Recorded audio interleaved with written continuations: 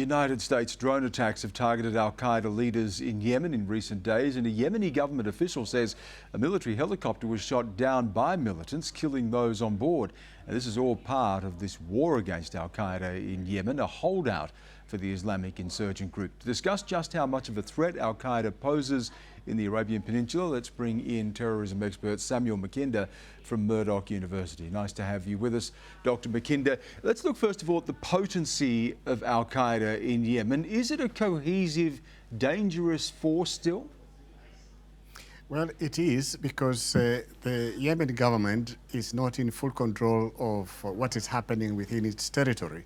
I think the problem there is not that Yemen produces people who are necessarily inclined towards terrorism, but because its security forces do not fully control the borders, a number of operatives, a number of al-Qaeda operatives come to Yemen from different countries, including Saudi Arabia.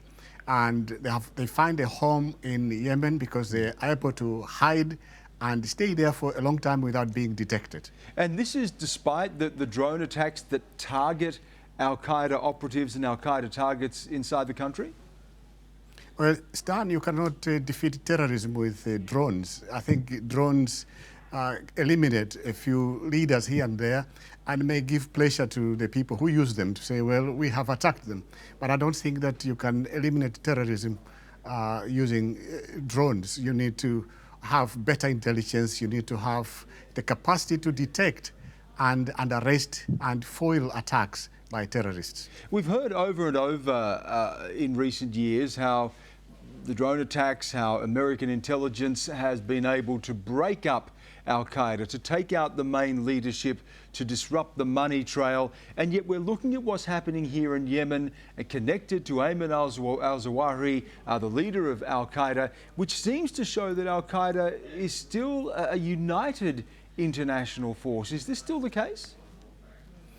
Well, I wouldn't say so, because in my view, al-Qaeda is just an idea. We have a number of people who are coming up every now and again proclaiming they are supporters of al-Qaeda, and they fight in the name of al-Qaeda.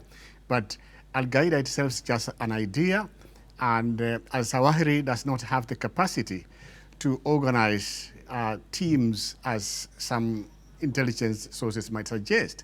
But remember, Stan, that al-Zawahiri comes from Egypt, and what is happening in Egypt has given rise to fears among some Muslims that they are being targeted.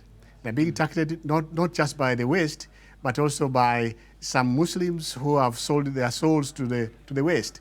So the problems that former President Mohamed Morsi has faced in Egypt has contributed to what is happening in Yemen. In fact, al-Zawahiri has himself accused the West of organizing the coup against the Muslim Brotherhood. But al-Zawahiri does not have a lot of respect for the Muslim Brotherhood anyway. He believes that they don't act the way they should as true Muslims. Yes, it is a very tangled web, but it's interesting you raise Egypt, because we're also seeing the resurgence, if you could put it that way, of al-Qaeda in Iraq and also in Syria as part of the opposition groups fighting Bashar al-Assad. How would you, allowing for the fact that you see al-Qaeda more as an idea, but how would you assess the health of that idea? Well, it's an idea that can only be killed by other ideas. And as things are now, I think what some Arab countries are doing and what some Western governments are doing, they're providing more space for supporters of this particular idea to grow. If you come to Syria, for instance, the West has sat back and allowed Saudi Arabia and Qatar and a few other countries to support extremists to go and fight against Assad. So that is actually giving them a chance to recruit and to gain experience with the West more or less turning its eyes away. If you look Sorry. Yeah, Dr. Makinda, I just wanted to look again at the situation in Yemen as we're seeing it now, and turning eyes away is a very good point to bring this up, because the Yemeni government is saying that by evacuating Americans and Britons, that is actually playing into the hands of the insurgents themselves. Do you see it that way? Well, to a certain extent, the Yemen government is right that by taking that kind of action, they're giving in to extremists. But Western leaders have a primary duty of protecting their citizens. So they have to choose between taking actions that protect their citizens in those countries and taking actions that might be seen by Al-Qaeda and their supporters as giving in to their own demands. Well, I would say the Yemen government is right that the actions they have taken to evacuate some embassy staff might give encouragement to the militants. But I would say these governments are right to take measures, urgent measures, to protect their own citizens. Just finally, Dr. Makinda, what is the potential for Al-Qaeda to be able to strike externally? We know about the fears inside Yemen, but externally it targets not just in the region, but also in the West.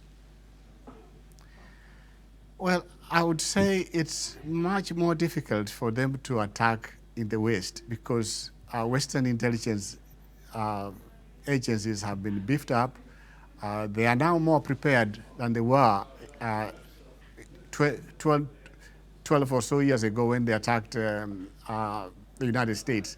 So I would say at the moment it's very difficult for Al-Qaeda to launch a successful attack in the West, but they are able to hit Western targets in some of the Muslim countries which do not have adequate protection.